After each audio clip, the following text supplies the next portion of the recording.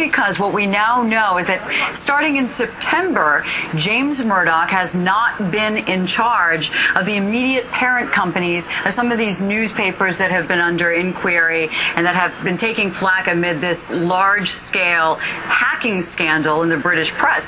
Among these newspapers that are owned by Rupert Murdoch, he has not been in charge of those immediate parent companies. He did step down from those, and that's a change. That is interesting. There have been calls for him to step down from the company as a whole since all of this really blew up.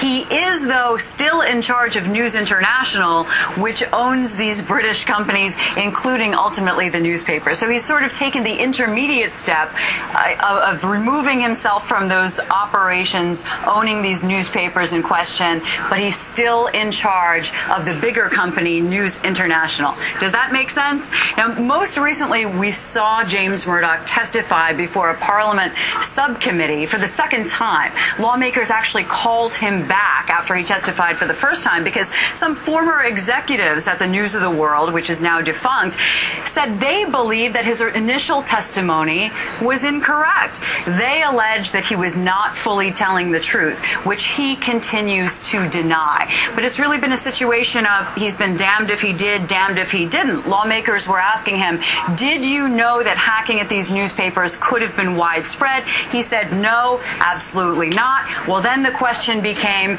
if you didn't know and this hacking happened on your watch, why didn't you know? Now we see some change in his responsibilities within the company. Richard? Michelle Kaczynski, thank you so much for the latest on